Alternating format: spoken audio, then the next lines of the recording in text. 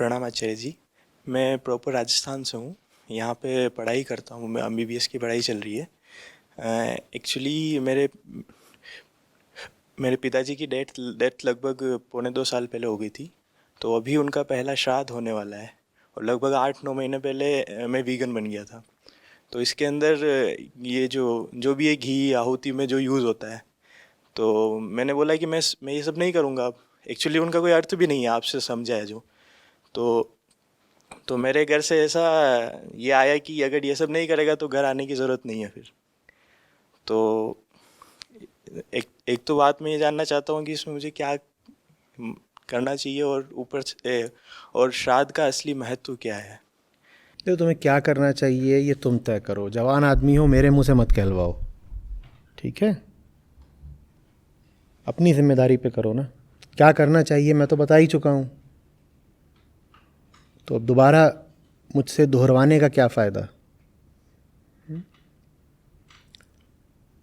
श्राद्ध क्या है?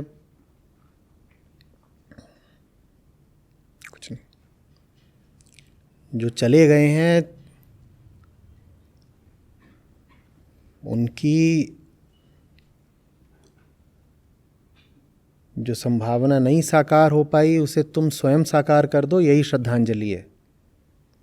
बाकी तुम हर साल कोई रस्म निभा रहे हो, इसमें कुछ विशेष रखा नहीं है। हाँ, उस रस्म के माध्यम से अगर तुम्हें स्वयं अपने लिए जीवन बेहतर व्यतीत करने का स्मरण उठता है तो श्राद्ध आदि रस्मों का कुछ महत्व है फिर। लेकिन बस तुम वहाँ पर ऐसे ही कुछ बंधी बंधाई प्रक्रियाएं कर दो, एकदम कुछ नहीं होना उससे, एकदम कुछ नहीं होना। देखो, हम सब जिनको चाहते हैं, या तो वो हमसे पहले चले जाते हैं, हम उनसे पहले चले जाते हैं, ठीक? दो मनुष्यों के मध्य जब भी संबंध होता है तो इन्हीं दोनों में से एक घटना घटती है, कोई एक पहले चला जाता है ना?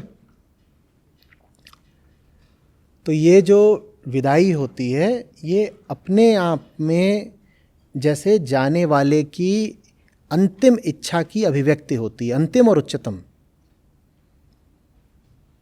वो जाकर के आपको बता रहा है कि जो कुछ भी तुम चाहोगे वो इसी तरह एक दिन विदा हो जाएगा। कुछ ऐसा चाह लो जो विदा ना हो सकता हो। तुमने एक व्यक्ति को चाहा, या तो व्यक्ति विदा होगा या तुम विदा होगे। इस विदाई में उसने तुमको एक संदेश दिया है। भाई आपस में संबंध था ना, तो जाते जाते भी जैसे तुमको एक तोहफा दे गया है। क्या तोहफा दे गया है? कि जैसे तुमने मुझे चाहा लेकिन पाया कि मैं खो गया, वैसे ही तुम जो कुछ भी चाह रहे हो वो सब खो जाना है, नष्ट हो जाना है, हाथ से फिसल जाना है। तो मैं जा करके अपनी मृत्यु के द्वारा तुमको एक संदेश, एक सीख दे रहा हूं। क्या है वो सीख? कुछ ऐसा चाह लो जिसको मौत भी तुमसे न छीन सके। श्राद्ध अगर तुमको ये सिखा पाता हो तब तो सार्थक है श्राद्ध, नहीं तो बस ऐसे ही है, रस्म रवायत, उसमें से कुछ हासिल नहीं होता। पंडे पुरोहितों की कुछ आमदनी हो जाती है और आपको मन का संतोष हो जाता है कि मैंने कुछ कर दिया, और कुछ उल जलूल अंधविश्वास हैं वो और जड़ पकड़ के गहरे हो जाते हैं। कुल इतना ही निकलता है कि कहीं कोई जीवात्मा भटक रही है और मैं जो कुछ भी अर्पण तर्पण कर रहा हूँ वो उस तक पहुँच रहा होगा, प्यास बुझ रही है उनकी, इत्यादि इत्यादि बहुत तरह की कहानियाँ हैं। तो आप अपने आप को फिर समझा बहला लेते हो कि मैंने गए हुओं को कुछ दे दिया, उनके मैं किसी काम आ गया। लेकिन जो गए हैं, आप उनके काम वास्तव में अगर आना चाहते हो तो उसका जो तरीका है मैंने बता दिया। जो गए हैं वो आपसे कह रहे हैं हमारा जीवन पूर्ण नहीं हो पाया, और हमारे लिए श्रद्धांजलि यही है कि तुम अपना जीवन पूर्ण करके दिखाओ। मौत हमें उठा ले गई, श्राद्ध ये है कि तुम स्वयं अमर हो जाओ। नहीं तो फिर तुम क्या नाटक कर रहे हो जैसे कि हम चले गए हैं, तुम यहाँ पर हो, फिर तो तुम्हारा भी वही हश्र होने वाला है जो हमारा हुआ। फिर तुम में और हम में अलग क्या है जो तुम हमारे लिए इतनी रस्में कर रहे हो? तुम कह रहे हो हम चले गए, अरे अगर हम चले गए तो तुम भी तो पीछे से चले आ रहे हो। 5-10 साल का फेर है बस। अंतर तो हम में और तुम में तब होगा ना जब हम यदि चले गए हैं तो तुम अचल हो जाओ, हम अगर मर गए हैं तो तुम अमर हो जाओ। ये हुआ श्राद्ध। बात कुछ आ रही है समझ में?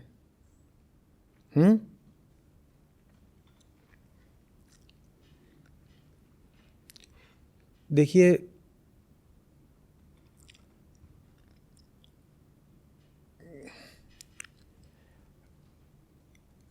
कर्मकांड का भी जो मूल उद्देश्य था वो वही था जो मनुष्य के समस्त कर्मों और समस्त इच्छाओं का होता है। हम चाहते हैं बेहतर होना, हम चाहते हैं कुछ ऊंचा मिल जाए, ठीक? हर कामना यही चाहती है ना, कुछ अच्छा मिल जाए, हमारे साथ कुछ भला हो जाए, यही चाहती है ना हर कामना। तो उद्देश्य कर्मकांड का भी यही था। बस नासमझी में कर्मकांड ने सोचा, क्योंकि उस समय पर जब इस तरह की बातें करी गई, उस समय तक मानव चेतना इतना ही सोच पाई कि इस तरीके से करो, फलाने देवताओं को आहुति दे दो तो उससे हमारा कल्याण हो पाएगा। आप ये मत देखिए कि प्रथा क्या निर्धारित है, आप ये देखिए कि उस प्रथा के मध्य में कामना क्या है। उस प्रथा के मध्य में कामना ये है कि कुछ अच्छा हो जाए। सब प्रथाएं इसीलिए है ना कि प्रथाओं का पालन करने वाले के साथ कुछ अच्छा हो जाए। तो आप सीधे उस पर ही जाइए ना जो प्रथा का मूल है, जो प्रथा का केंद्र है, जो प्रथा का औचित्य और लक्ष्य है। प्रथा का लक्ष्य क्या है? आपकी बेहतरी। तो सीधे सीधे वो करिए जिसमें आपकी बेहतरी हो। घी जलाने से और बाकी चीज़ें करने से बेहतरी तो होने वाली है नहीं, ये आप भी समझते हो भली बातें।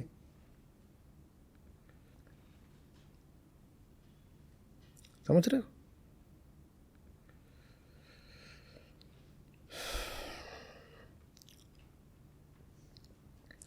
आदमी और आदमी का रिश्ता, मनुष्यों के परस्पर संबंध बड़ी नाजुक बात होते हैं। उनको इतना स्थूल नहीं बनाना चाहिए कि अब कोई मर गया है तो उसके पीछे से तुम गाय घोड़े का दान कर रहे हो और तमाम तरह की कल्पनाएं कर रहे हो कि फलाने लोक में, फलाने तालाब में, फलाने पेड़ पर उसकी आत्मा लटकी हुई है।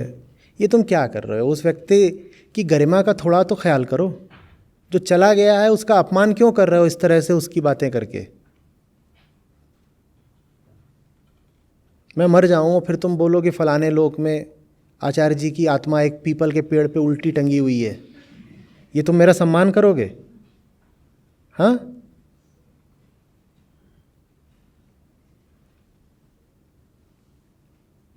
तो ये बात तो गत व्यक्ति की गरिमा के भी विरुद्ध है कि इस तरह की कहानियों को तुम आगे बढ़ाओ।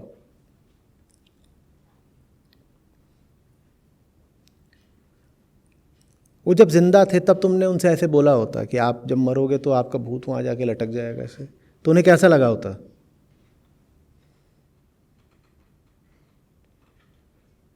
प्यास अगर बुझानी ही है पितरों की तो जब वो जी रहे हैं तब बुझा दो, और अगर वो अब नहीं जी रहे हैं तो उनकी प्यास बुझाने का एक ही तरीका है कि अपनी प्यास बुझाओ, क्योंकि वो तुम्हारे रूप में अब जीवित हैं। जो कुछ वो नहीं पा पाए उसको तुम अर्जित करके दिखाओ।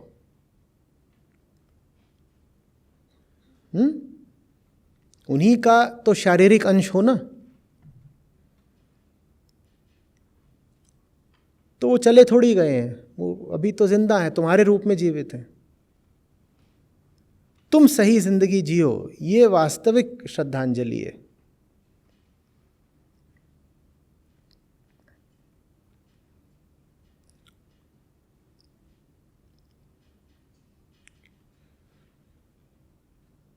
और तुम तो MBBS के खिलाड़ी हो, तुम्हें मैं क्या बताऊं एनाटॉमी के बारे में, तुम नहीं जानते क्या?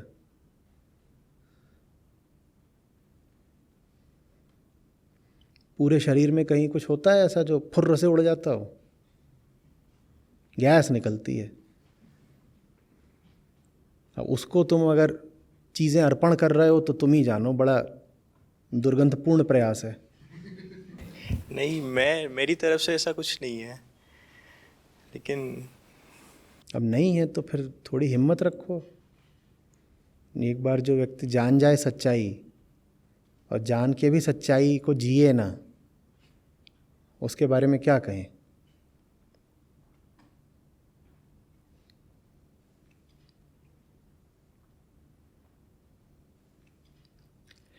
रस्में अधिकांशतः अच्छी हो सकती हैं, ये भी कोई आवश्यक नहीं होता कि आप सब प्रथाओं परंपराओं से पल्ला ही झाड़ लें। लेकिन कोई भी परंपरा अगर अर्थहीन है तो मूल्यहीन है। उसका पालन करने से पहले पूछो कुछ अर्थ है इसमें निहित। अगर है और तुम्हें साफ दिख रहा है कि अर्थ है तो ठीक है, पालन कर लो। और न सिर्फ परंपरा के लिए इसलिए चलते रहो कि भाई हमारे पूर्वजों ने करा है तो हम भी करेंगे। अगर वो सब कुछ जो पूर्वज कर रहे थे ठीक ही होता तो शब्दकोश में कुप्रथा जैसा कोई शब्द क्यों होता, और कुरीति जैसा कोई शब्द क्यों होता? कुप्रथा माने जो हो तो रहा है पहले से पर ठीक नहीं है, कुरीति माने वही बात। तो इसलिए कि कोई चीज़ अतीत में हो रही थी वो ठीक नहीं हो जाती, वो आज भी ठीक नहीं है, अतीत में भी वो ठीक नहीं थी, उसे होना अतीत में भी नहीं चाहिए था। गलत बात है कि वो अतीत में भी होती रही।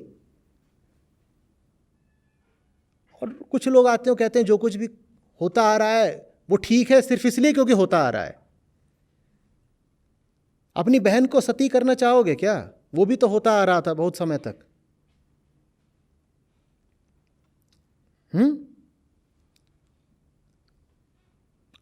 बोलो, तो फिर क्यों कहते हो कि जो कुछ भी अतीत में होता आ रहा है वो सब ठीक ही है?